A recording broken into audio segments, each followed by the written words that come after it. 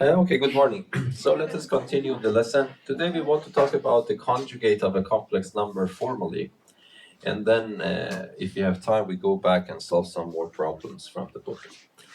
So the conjugate of a complex number is a very easy concept, but it is very useful in the topic of complex numbers. So if I have a complex number z, the conjugate of the complex number is denoted by this symbol, z bar. You put a bar on it. And this is the complex number whose real part is exactly the real part of z, but its imaginary part is the opposite. So for example, if z is 2 plus 3i, when you see this symbol, this means this complex number, the complex number whose real part is exactly the same as real part of this one, which is 2, but its imaginary part is the opposite. Here, this is plus 3, so it becomes minus 3, and then you put I. So that is z bar.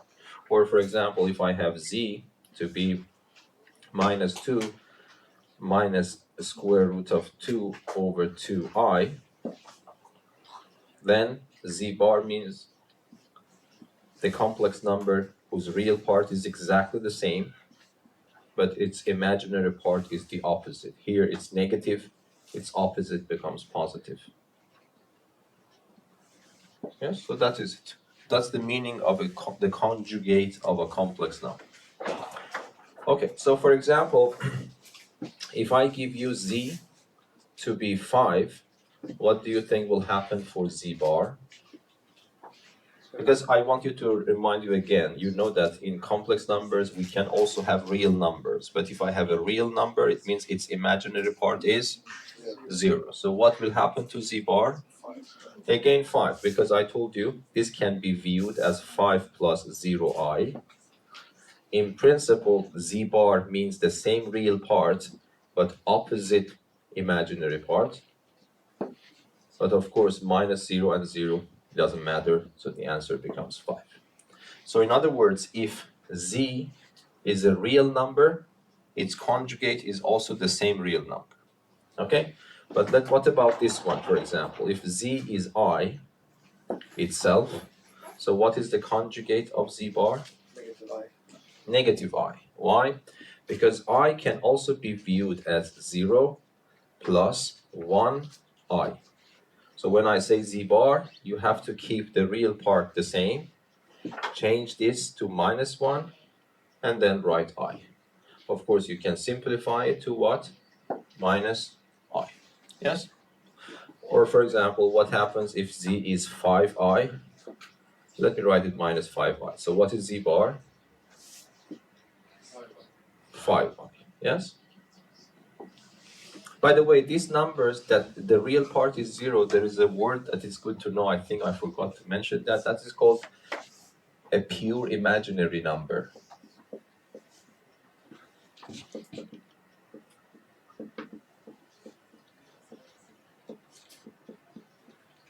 A pure imaginary complex number is a complex number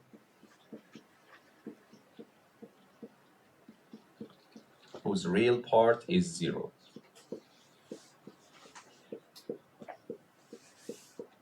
I saw this in the book as well. So remember this terminology. How do you say pure in Swedish? I think the word was rent in the book or something like that. Okay, anyway, so a pure imaginary number is a complex number whose real part is 0. For example, this one is a pure imaginary number because the real part is 0. This one is also a pure imaginary number because its real part is 0. So can you find the rule? So we can say that if a complex number is indeed real, its conjugate is the same. But if the complex number is a pure imaginary number, what can we say about z bar? As a general rule, yes? It's minus 0. It's the negative of it. Yes. So if I have a pure imaginary number, then the conjugate becomes negative of that number. If the number is real, the conjugate becomes exactly the number itself. So that's not a very deep concept, but it has some applications. We will come to that. Okay, what about the other way around? So we learned that if z is real, if z belongs to the set of real numbers, then we learn that z bar is equal to what? Z. Okay? So do you think that the other way around is also true? I'm asking you, if someone tells you that there is a complex number whose conjugate is equal to itself, can you conclude that that complex number is indeed a real number or not? Yes? So why? Because, so we want to say that yes, that is also true. For example, if z is a plus bi, then z bar becomes what? A minus bi. Now you are telling me that z and z bar are equal. If z and z bar are supposed to be equal, it means the real parts should be equal, which of course they are, and the also imaginary parts should also be equal. So it means that b, which is the imaginary part of z, should be equal to the minus b, which is the imaginary part of z bar. But if I move minus b to the other side, it becomes 2b equals to 0, and then it means that b is equal to 0. So if a complex number matches with its conjugate, then b part is 0. When b part is 0, it means that z is just a and a is real. And so remember, this is a good thing to remember. If a complex number is real, its conjugate is equal to itself, and then vice versa. If the conjugate is equal to itself, what can you confer from that? You can say that my complex number is indeed a real number. Yes?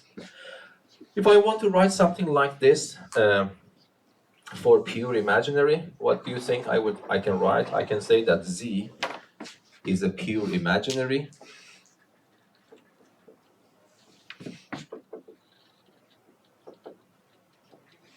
complex number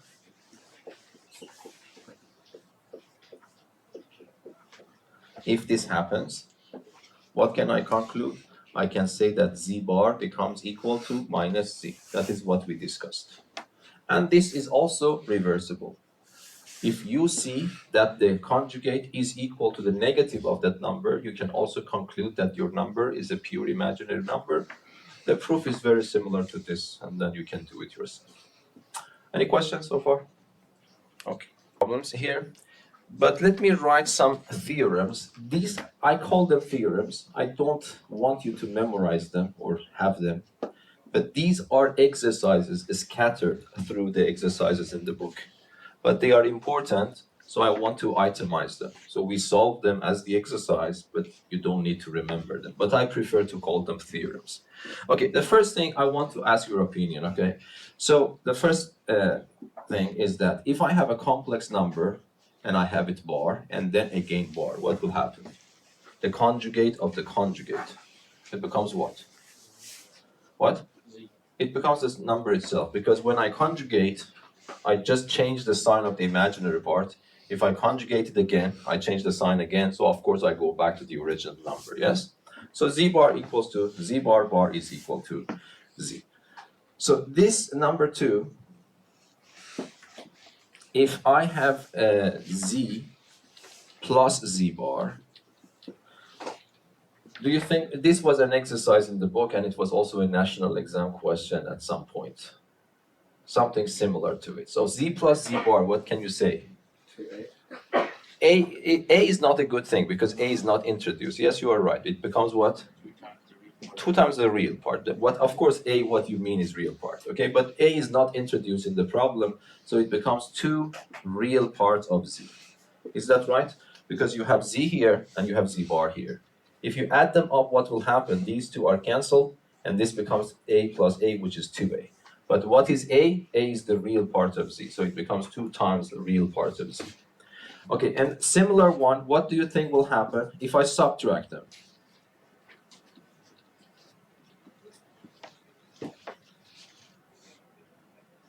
Anyone else? Yes? 2 imaginary parts. No, imaginary part is the real number. There is some small mistake there. So if I write 2 imaginary part, that is not correct. If you mean this, you have to fix it. just look here. What happens if I have z minus z bar? This was, for example, I think this was the national exam question, and it is in the book as well. So let us prove it. So if you want to prove why this is true, you say that let z be a plus bi, therefore z bar becomes a minus bi. And then what do? I write z minus z bar. Z is a plus bi minus z bar. So this minus sign goes for this one and that one. So this becomes minus a, but this becomes plus bi.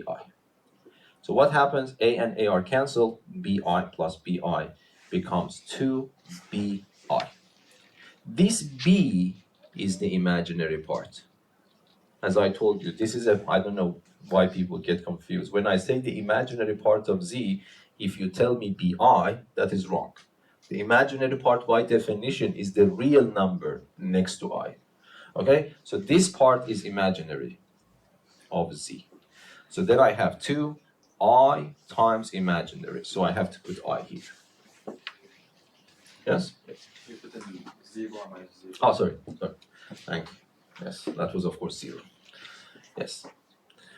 So this is number 3. Number 4, what do you think will happen if I have this?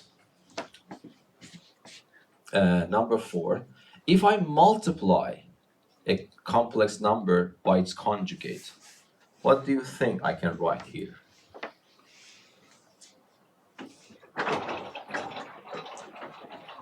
Yes? The real part of z squared plus the imaginary part of z Is squared. Yeah, so let us just do that. For example, if I want to calculate z bar, again, if this is an exercise in the book, you say that let z be this, therefore z bar is this, and z times z bar becomes what? A plus bi multiplied by a minus bi. Yes? But you know that this is a conjugate pattern, so the answer becomes the first one squared minus the second one squared. Yes?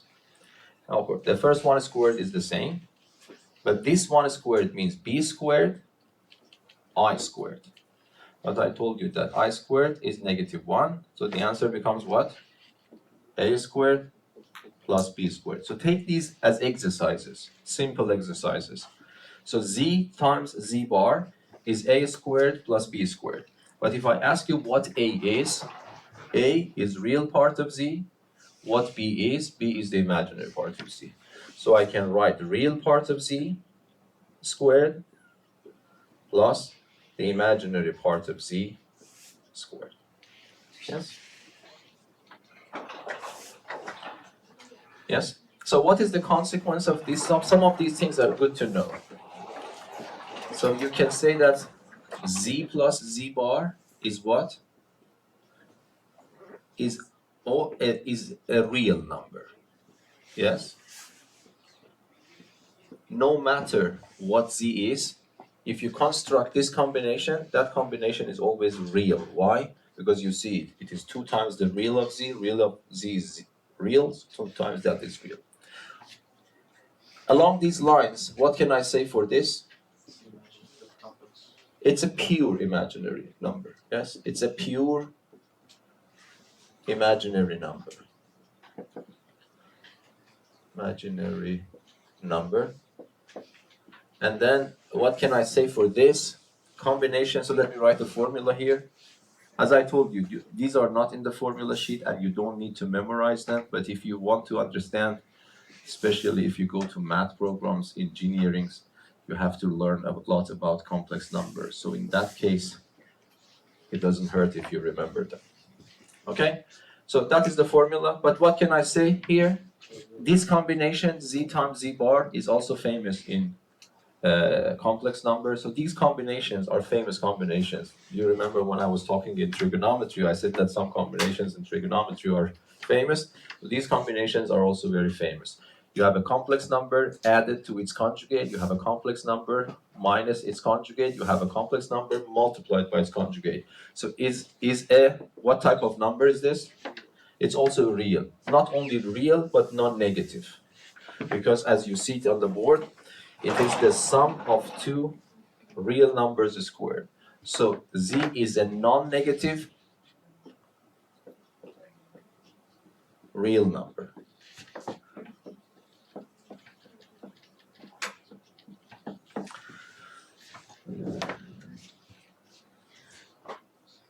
So by the way, let me just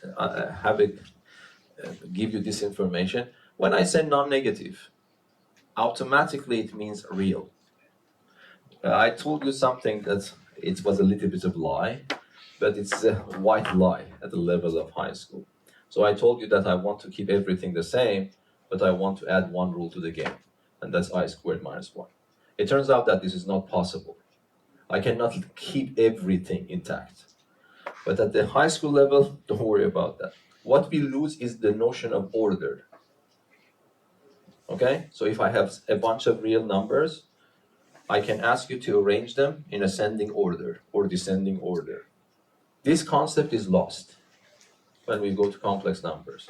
So if I give you two complex numbers, you cannot tell me which one is bigger than the other one, which one is small. Okay? Of course, we can put some kind of order, but then we lose arithmetic. So it turns out that we cannot keep order and arithmetics together if we just add this single rule to the game. Then it turns out to be inconsistent. So the problem is that whenever I say a non-negative real number, I don't need to emphasize on the real part, because I cannot say a complex number is non-negative.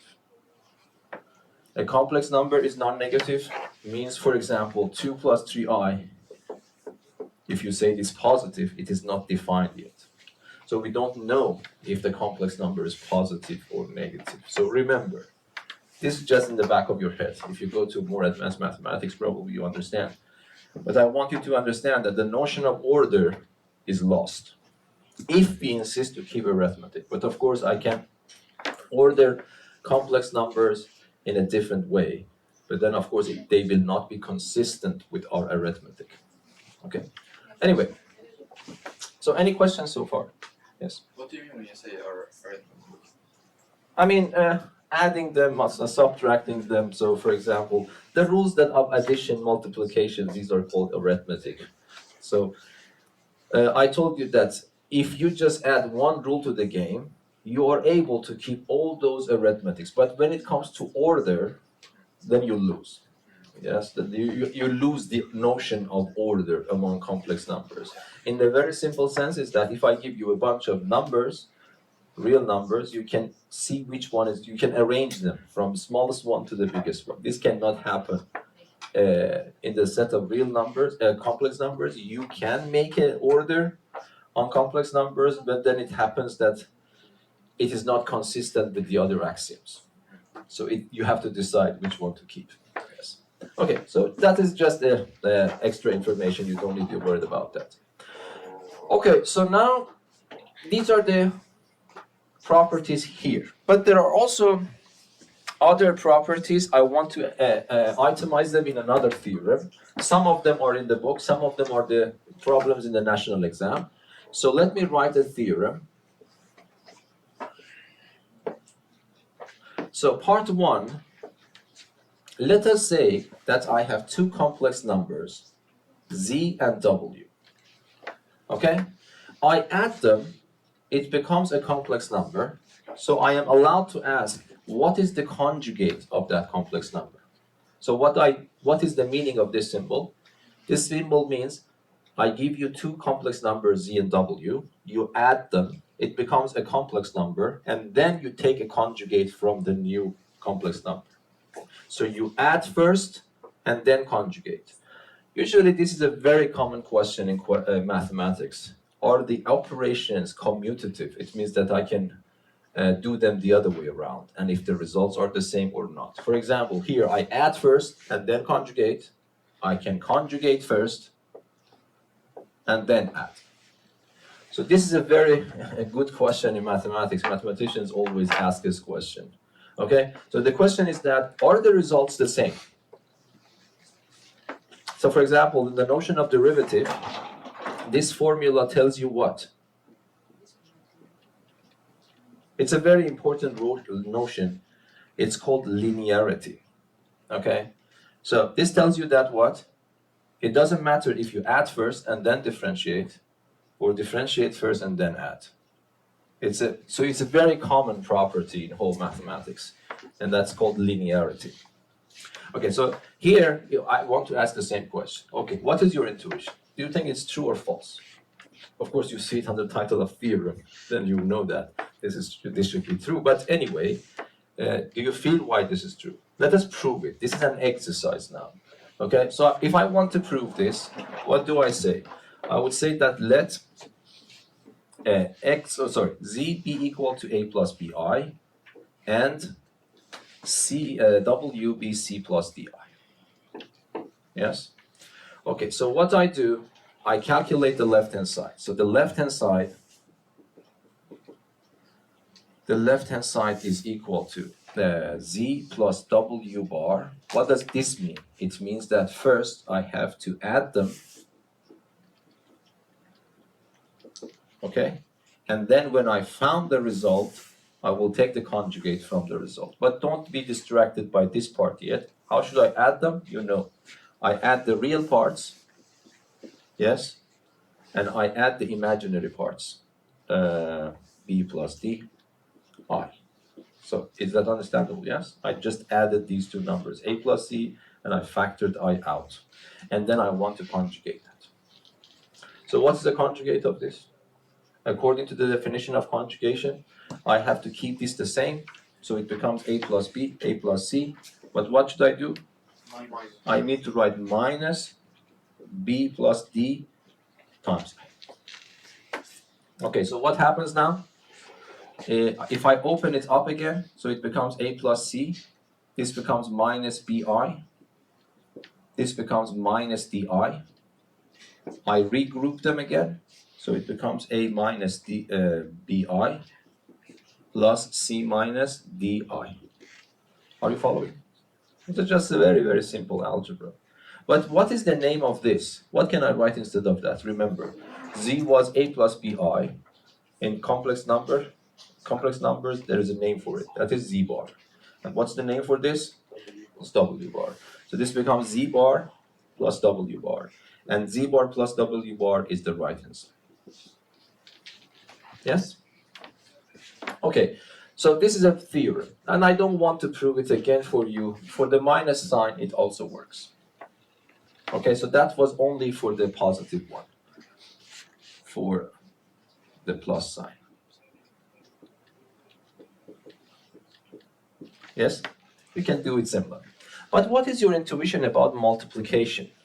Yes, do you have questions? Yeah, I was going to ask. Yes. That's a natural question coming. It's good to anticipate that, because this is the way that mathematics works, yes? So if you do this for addition and subtraction, then you might ask, is it possible to ask the same question for multiplication? So if I want to go back to this analogy here, so you remember that multiplication in this case was not correct. So if I multiply first and then differentiate, it is not the same as differentiating first and then multiply. Do you remember? We had a product rule, which is a little bit more complicated, f prime g plus fg prime. That was the rule, the product rule. So at least this is not correct here. But then the question is that, do you think it is correct for conjugation? In other words, do you think, I don't know if this is true or false, so you write z, you write w, you multiply them first, and then take the conjugate. Do you think it will be the same if I conjugate this one and this one first, and then multiply the results? Do you think that this will be the case? At least it is not that intuitively clear that this might be the case. Yes? And of course you have some experience, bad experience here, so it was not the case. Okay. But it turns out to be, yes, this is also the case. And that was the proof, that was a level 3 problem in the book, so we solved that. Okay, so let me put 2 here, and let me remove this out.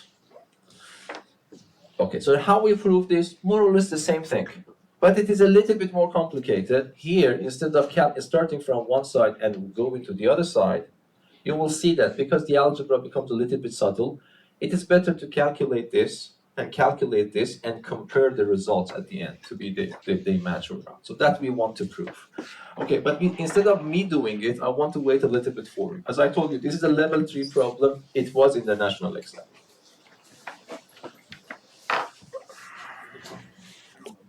The starting point is start from this sentence. Let Z be this and W be this, and then do more or less similar calculations. They are not exactly the same, similar calculations. Okay, so how did it go? I mean, the calculation is not hard. You have to do these calculations once, okay, with care. Otherwise, it's very hard for me to go back and do it again. Okay, so let us do this. What should I do?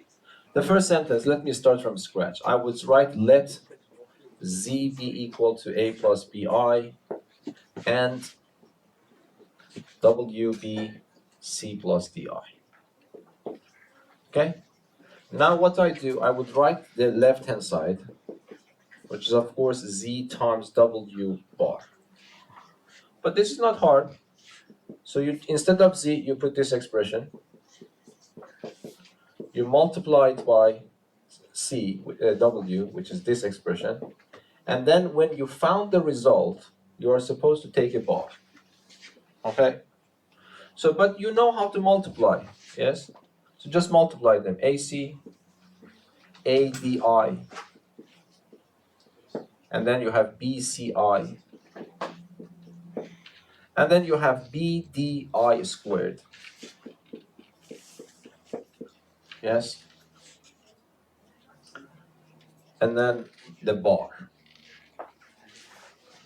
But you know that I squared is minus 1. So you have AC minus BD. So it becomes equal to AC minus BD in one group. Between these two, I factor an I out. So it becomes AD plus BCI. But I have to remember, I have to take the bar. But what is the bar here? This is my real part. I shouldn't touch it. So it becomes AC minus BD. This is my imaginary part. I have to take the opposite. So it becomes negative AD plus BCI. So how many of you could write that one? Yeah, that's correct. But you see, the algebra is a little bit complicated if I want to insist to continue to reach to the other side. So I change my strategy a little bit. I also calculate the right-hand side. Okay? So the right-hand side is what? Is Z bar times W bar. So Z bar times W bar. So Z is A plus BI, but I have to take the bar, and then multiply it by W is C plus DI, but I have to take the bar. But then I know what is this bar? It is nothing except A minus BI, and this is nothing except C minus DI. Are you following or not? Okay? And then you multiply. So what do you multiply? Multiplication is extremely simple. A times C minus ADI minus BCI, and then minus BI times minus DI becomes positive BDI squared. But again, I squared is what? Minus 1. So it becomes AC minus BD. I group them together. And then you see here, I have a minus ADI minus BCI. So what I do, I pull a minus sign out from the left, and I pull out I from the right. So AD is left here, plus BC is left here. Okay? And then you compare them, they are exactly equal. So you can say that I take this number 1, I take this number 2, and this is usually, you have to write it down. So comparing 1 and 2, you write it in words. Comparing 1 and 2, we can conclude that what the left-hand side is equal to the right-hand side. Why? Because the left-hand side and both right-hand side match with the same entity or a number. So that's the article. Yes? So that was not very hard. This is level 3 problem in the book. Yes? Was it this one that came on the national exam? Yes. According to the book, because the book has given this and then they have given the date of the national exam. Okay, but now, I don't know. I will write another one, but I want you to practice on it at home or later. Okay, the next question is that what happens for division? Unfortunately, for division, it also works. Okay, but the proof is a little bit harder. So, number 3, in other words, if I give you two complex numbers, it doesn't matter if you divide them first and then take the conjugate, or you conjugate them first and then divide. The answers are the same, but the proof is a little bit hard. Okay? Okay, what do you think about this one? Now I want to test your understanding. So these are the important, let me see if I haven't forgotten anything. No, these are the only ones. Of course, in this case, you know that W shouldn't be 0. Otherwise, this is not defined. Okay? So let me emphasize that. The W is not equal to 0. Again, by 0 here means 0 plus 0i. Yes? So now let me ask you a question. Do you think if I give you if I give you one complex number and then you square it and then take the conjugate, do you think it will be the same if I conjugate first and then square? This is a question you need to answer. Don't take these for granted. These questions, don't take them for granted. They might be true, might be false. So you have to reinvestigate. Yes? Right. It's not true If you say it's not true, then you have to provide a counterexample. because in the first example you could get a minus in the complex number, but in the second it's not possible. It is possible. Because if you have a complex number squared, it's not guaranteed it's positive. That is the weirdness of complex numbers. For example, I squared is negative 1. So it's a square of a number, but it's still negative. So it can happen. Okay? So anyway, do you think it's true or false? If you say it's false, then you have to provide a counterexample. If you say it is true, then you have to have an argument why this is true in general. True or false? Intuition?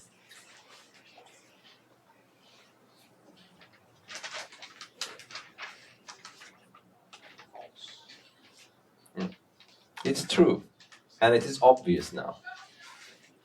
Why it should be true? Because the first thing that you ask, I don't know how you think. Yes? It's because the square of a negative is positive. No. Multiplication. Multiplication. So the first thing that you ask, if I ask you what is this one, you have to ask yourself, what is the meaning of z squared in the first place, so that I can answer this question. So this means that if I want to start from here, w, this means z times z and then bar. Do you agree? Because z squared is nothing except z times z. It's a shorthand for writing this. So it has a meaning to it. But can I use this part now? Because this tells me that no matter what z and w is, this works. So it also works if z and w are the same. So this means that this becomes z bar multiplied by z bar. Okay? And then what happens? If a number multiplied by itself, what's the name for it? It is that number squared.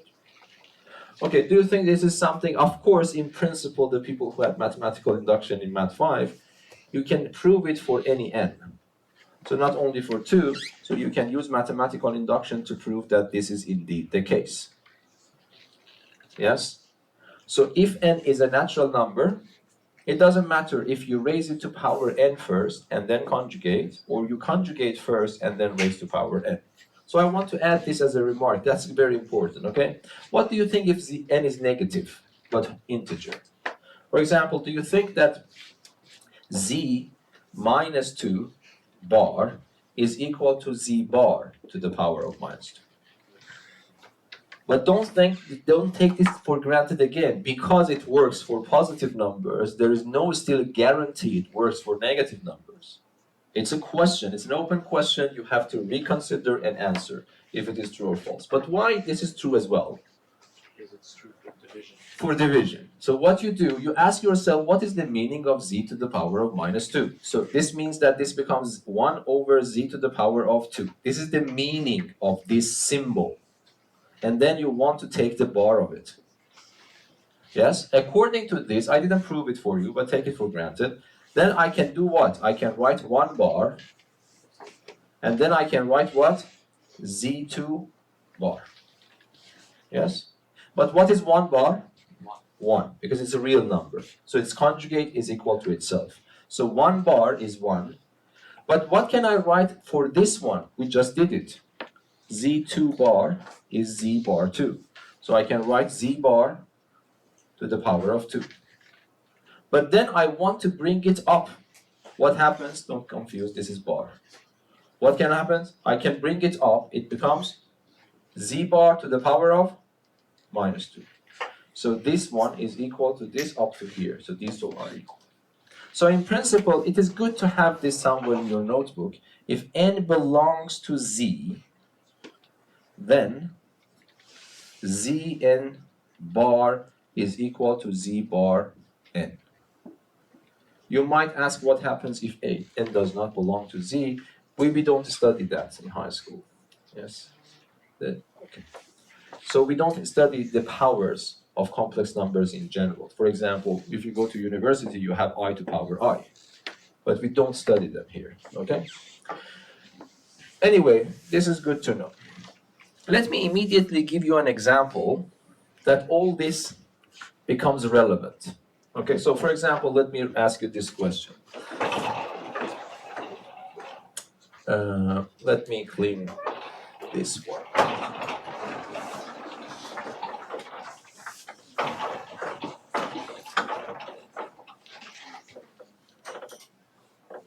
The question is this.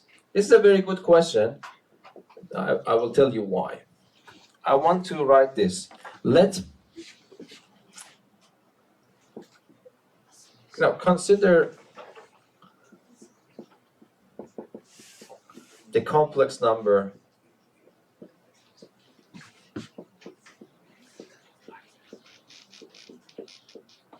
I don't know, 1, so let me write it. 2 plus 3i to power 100 plus 2 minus 3i to power 100. Show that this complex number is indeed a real number. Show that this complex number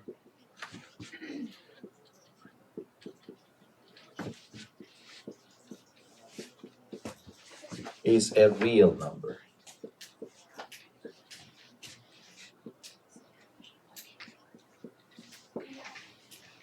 Yes? Could you bring the other one? Yes?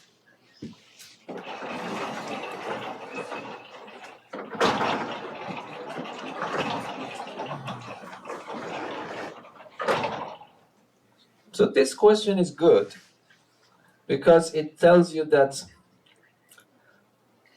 what we learned so far is somehow related to solving this question in a more efficient way. Well, of course, probably the only efficient way. Because if you want to do it, in principle, let us say that we don't know anything about today's lesson. And just your knowledge is from the previous lesson, up to the previous lesson. And if you want to show that this complex number, this is a complex number because I see the existence of symbol I.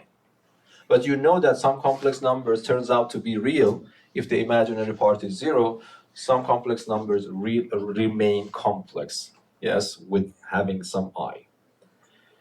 But the question is that show that this is a real number. So one idea, if I instead of this problem, so let us say that instead of power 100, I give you this in the exam. I consider this level 1 problem. Yes, but I consider, level 3 problem, but this one considered the same question, but for this one. Then I consider this E-level question. The same question, the only problem is that here I have the second power, here I have power 100. Okay, for example, let us forget about this. I ask you to solve this, and as an E-level question, how do you answer the question? Show that this is a real number. Yes? Powers. I calculate. Very simple. So how can I calculate this? The first one squared. 2 times the first one times the second one is what? 12i. And the second one is squared. Do it in your head. What's the answer? 9i squared, which is? Minus 9. Yes? And do the same thing here. What happens? The first one is squared, 4. 2 times the first one times the second one is minus 12i. And the second one squared is again minus 9. Yes? And now what happens? This one and that one are gone. And then what you get 8 minus 1 minus 10. And by the way, this you see, this is the second power. This is the second power, but the result is negative. So don't bring that feeling with you in the complex number. Many weird things can happen. So this is enough, and you are finished. So that's an E-level question. Is that understandable? Yes or no? Yes. Okay. And then you see that this is the same question, but the difficulty, of course, you probably will not do this, because then you have to raise it to power 100. Okay? So now let me clean this and let us go back to this problem. Let us see how this problem can solve. Whenever you want to prove that a complex number is indeed a real, can you remember what part of the lesson is relevant?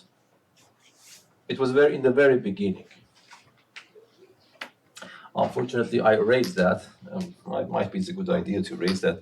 So do you remember what part of the lesson today? Yes? Was that a complex number plus that complex number bar? Yeah. It's always real. Okay, so this claims that this is if I take the conjugate from this one and add it to itself, of course it is real, but it doesn't mean it is real. No, even before that step, do you remember I wrote something like this? Z belongs to R, and then we discussed about this double-sided arrow, if and only if what happens? Yes? Z is equal to Z. Z bar. Yes? That is an extremely important tool in complex numbers. Whenever you see the question, I'm not saying this is the best way, this is one of the ways. If you want to show that a complex number is indeed real, one method to think about is to see that if Z and Z bar are the same. Okay? So do you think this will work here so simply? Why? Because I would say let Z be equal to this complex number. Yes?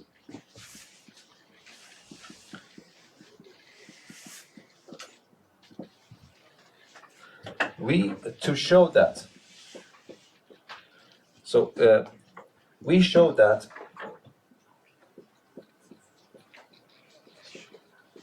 Z bar is equal to Z.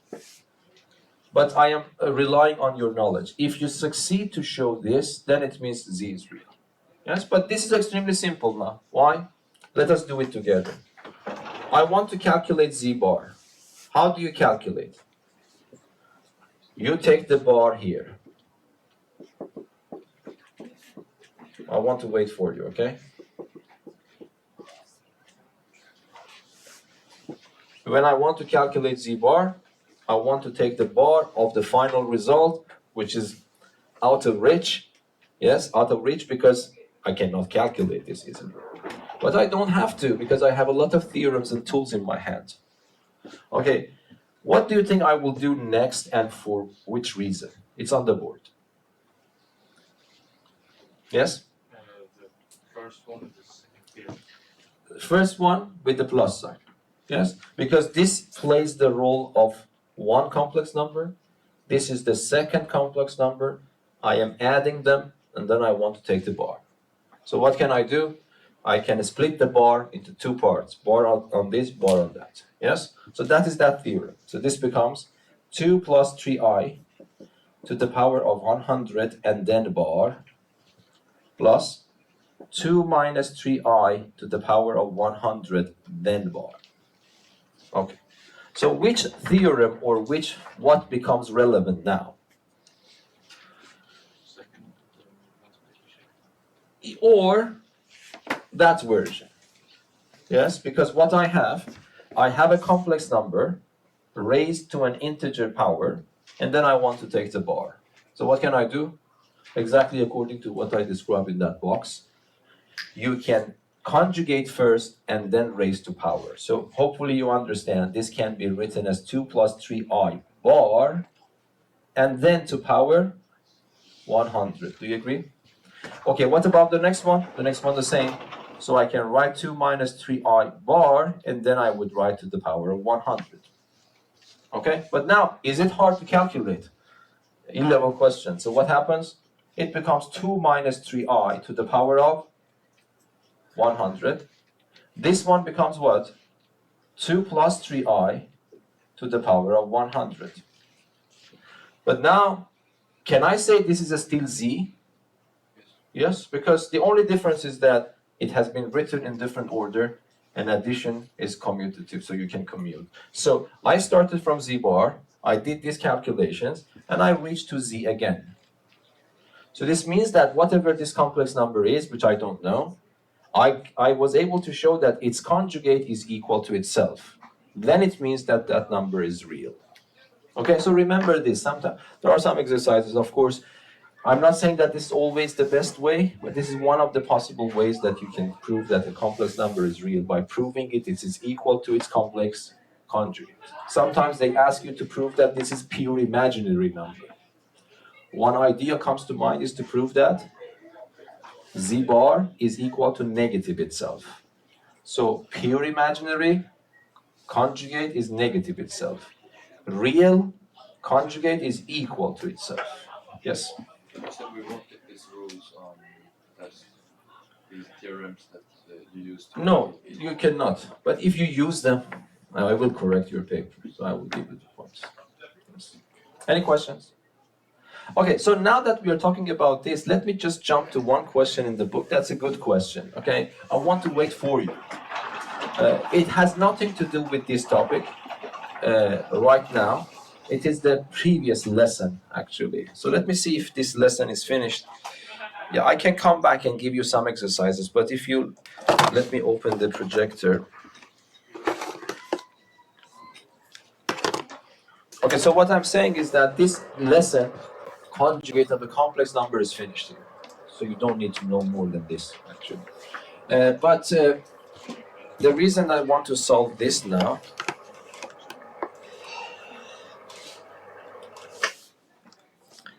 okay, so first let me show you, let me see if everything is working fine. Yes. So here, that was the question from the national exam 1998 that we solved, okay? Of course, in the national exam, they ask you to give an example first, if it works or not, and then if it is working, proving, okay? So, but that is the same idea. But now, let us try to solve this problem. I want to wait for you, okay? So what I will do is to wait for you to solve this problem, which has nothing to do with for the lesson today. But you see, pure imaginary number is appeared in this exercise.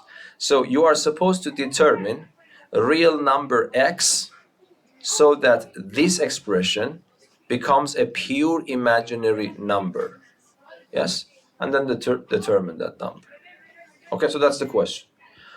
It is not related to this lesson, but the word pure imaginary appears, and it's a good exercise, level 3. I want to wait for you, okay? Okay, any ideas what that number is? -2. -2. I don't know, I have to calculate. Any other answers? Shouldn't it be positive? No. There is no constraint on what x is. They have just mentioned that x is a real number. Yes, so So -2. Okay. So why did you want to make it positive? I don't know, because you said real numbers. No. No, real numbers can also be negative. Oh, okay, that was conjugate. Yes. I hope that I didn't confuse you. So real numbers are the same as real numbers. So we can have negative numbers, positive numbers. Yes. Okay. So let us see what happens. But how do you solve the problem? One way is to calculate this. Okay, so what I do, I calculate. Of course, you can calculate them individually by multiplying by this opposite sign and opposite sign. Do you remember division? But because I see that I am lucky, they are already conjugate, so I prefer to take the common denominator. It will serve the purpose. Okay, so what I do, I will continue here, and I will take the common denominator. Let me see if I'm recording, yes. So, and then what happens? This compared to this one has this extra factor, so I have to rescale the numerator by the same extra factor, yes? Oh, sorry. 2 times 2 minus x.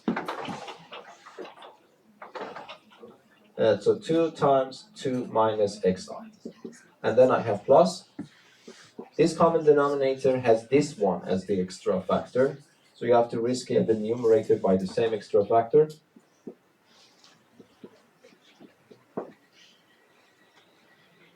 Yes? And then of course you simplify. So here, the denominator is extremely simple. That's a conjugate pattern automatically. So the first one squared is 4 minus the second one squared.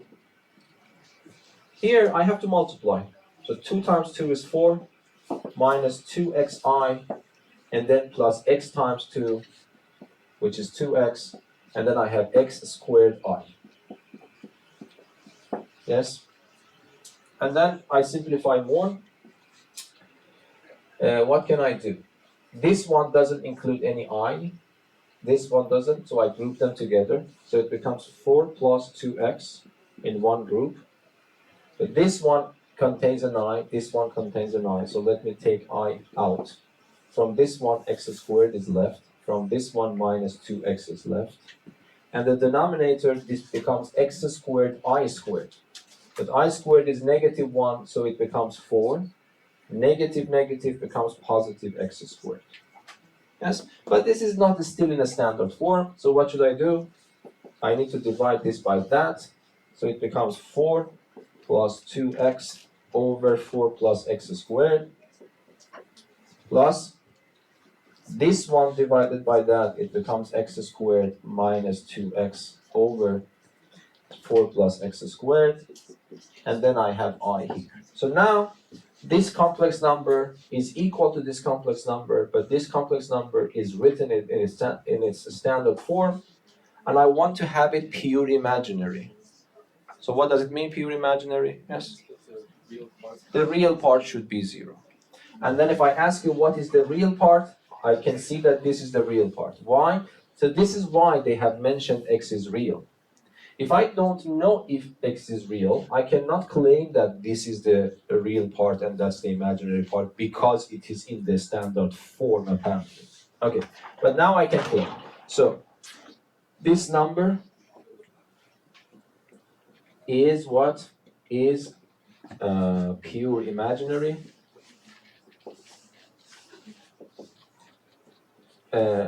If and only if, IFF in math text is not a misprint, it means if and only if.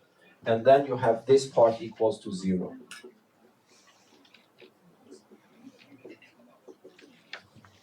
Yes? But a fraction becomes equal to 0 if what happens? Its numerator is equal to 0. So this means that 4 plus 2x is 0. Then it means that x is what? Negative 2. I think that at the end they ask you to find that number, yes? Okay, if you want to find that number, you can put it back into that one, but it's not a good idea. Let us put it back into this form, yes? So if I put minus 2 here, this will be gone. And then this becomes what? 4 plus 4, 8. So the number then becomes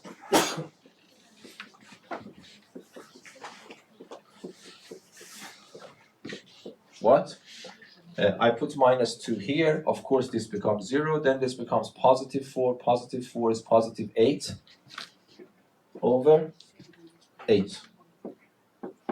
And the answer becomes what? I. Is I pure imaginary? Yes. So this also confirms that our calculation might be right. Any questions? Okay, so let us go. I want to do these two problems, okay? These are level 2 problems, of course. Let me start with this one. Okay, so this is today's lesson. Show that if z squared is equal to z bar squared, then either real part is 0 or the imaginary part is 0. Okay, and if you finish that, you can go to the previous one. So these exercises, I want you to know, these are the type of questions that you face in the national exam. Yes. So if you did that one, don't wait, so you can go to this problem is also a good one.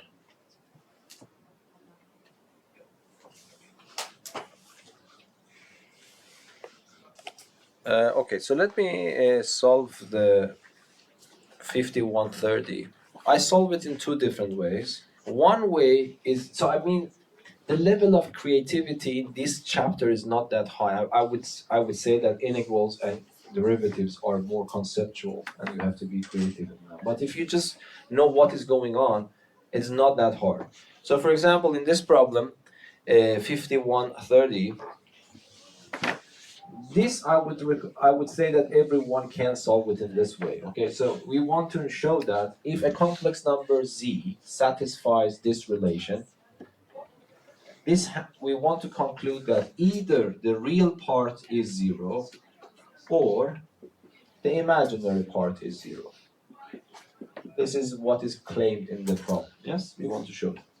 The natural way, as I told you, this is really helpful sometimes, most of the time. I mean, so let z be a plus bi.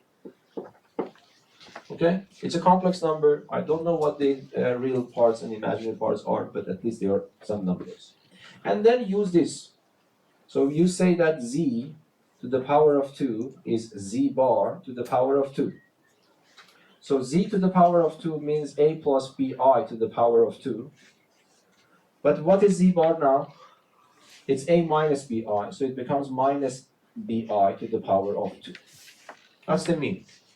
And then what's the next natural step? Is to simplify. So you raise the first one squared 2 times the first one times the second one. The second one squared, you can just do the calculation simply shorter. So what happens? The second one squared is minus b squared. Yes, I hope that you don't doubt about it, because it becomes b squared. I squared is minus 1. And the right hand side the same. So the first one squared 2 times the first one times the second one, and the second one squared, which becomes minus b squared again. Are you with me? Okay, so then what happens?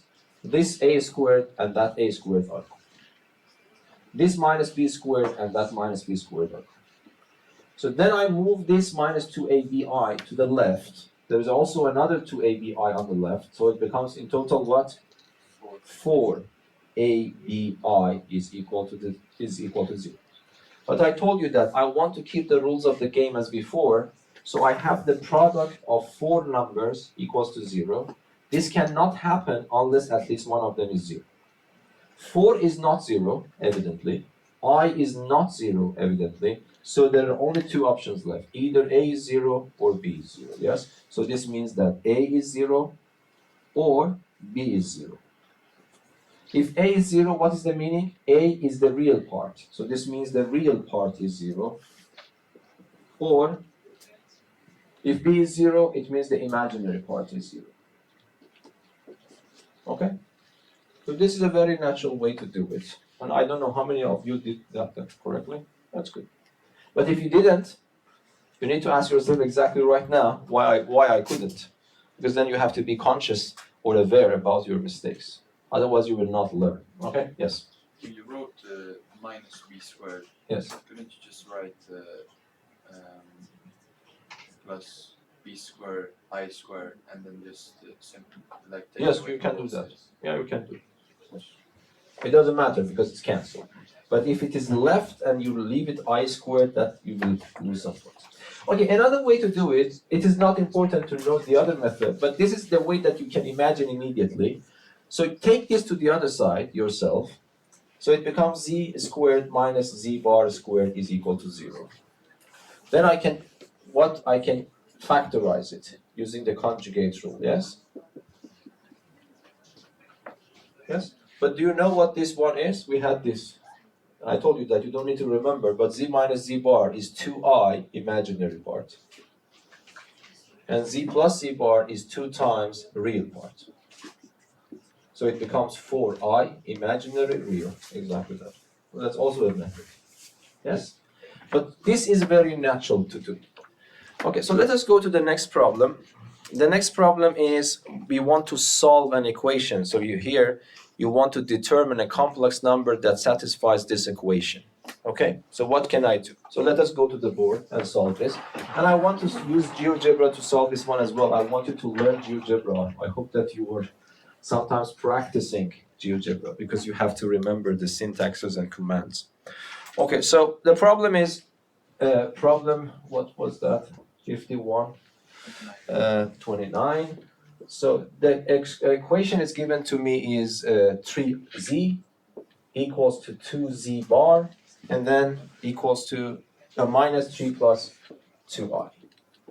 Okay, and I told you, in this type of questions, what you can do, again, let z be equal to a plus bi. Okay, and then you put it in the equation. So what happens? It becomes 3a plus bi equals to 2. What is z bar? Is a minus bi, today's lesson. And then I have the rest of it. Okay, don't have this wrong impression that I have two unknowns, one equation. This is one of the important characteristics of complex numbers. Equality between complex numbers is not one piece of information, it's two pieces of information, and that is enough because I have two unknowns. So I multiply that, it becomes 3a plus 3bi. I multiply that, it becomes 2a minus 2bi. And then I have minus 3 plus 2i. In this case, I prefer to move this to the left. It doesn't matter, of course. I move this to the left, 3a minus 2a is just a. I move this to the left, it becomes plus 2b, and it becomes 5bi. And on the right-hand side, I have that one left. Okay, and I have a complex number in its standard form on the left. I have a complex number in its standard form on the right, and they are supposed to be equal. Whenever this happens, the real parts should match, the imaginary parts should match. So this means that a is equal to what? Minus 3. 5b is equal to 5b is equal to what? Did I do any wrong thing? No. So b is what? b is 2 over 5. But this is important to write the answer. AB is not important because the answer is to find z. So you write z is equal to, instead of a, you put what? Minus 3. And instead of b, you put 2 over 5. I. So that's the answer that you have to provide for this. How many of you got this right? Did I do my calculations wrong? No. The reason that I'm suspicious might be I typed this in GeoGebra wrongly. Because GeoGebra is providing a different answer. Let me double check my calculations. So, did I write the question correctly? Yes, so 3, 2 minus 3, so that's 3 plus 3pi, that's correct. Move them, A, it becomes 5pi, so it seems to be correct. Let me just type it again in GeoGebra to show you, okay? It might be I have typed it wrong. So if I want to do it in GeoGebra, so what we do, so I prefer to go to cast view, so let me just get rid of the other views. So let me take this off. And then you want to type that equation, so you start with the word solve. Yes, and then I solve equation in variable, because my variable is z here. And then what I do, I type the equation. So the equation is 3 times z, yes, equals to 2 times the conjugate. Conjugate, you just type conjugate, yes. When you start typing conjugate, you see that you have a conjugate. I hope this is the meaning of the same conjugate. We test it because the GeoGebra is not, so I type z here. So this means conjugate of z. And then after that, what do I have? Minus 3i, minus 3 plus 2i. And then I told you that I is here on the virtual keyboard, that is your I. And then what's my variable here? Z. I hope that I haven't done anything wrong. Let me see what GeoGebra provides. It just provides minus 3 plus 2i. So might be I have done something wrong. I don't understand. Do you see any mistakes? So might be this conjugate z is not the same. Let me calculate this. So if I ask conjugate of, say, 2 plus 4 times I, what do you expect to get? Yeah, that's correct. It's very strange. Okay, can you check the faucet? What's the answer in the book? Might be. Let me double check here as well. Z equals 2I minus 3. Instead of Did you manage to put these? Or might be I have to put a dot here as well. I don't know, but let me see. So no, it is giving, and it understands that's a conjugate. It's weird, you know. But the answer is minus 3 plus 2i. I don't exactly understand how. So you said that you checked the book, and the book answer is my answer. It's minus 3 plus 0.4i. 0.4. That's 0.4. That's correct. So at least my answer is correct. But then you need to find the bug in GeoGebra. Okay, that's not good because you have to rely on it. Yes. Anyway, but at least you know that you type conjugate. Let us see that if I can find the bug why this is working. I think it seems natural and it is not complaining. It is giving me the answer. So it means that I am just following the command right. Okay. Anyway.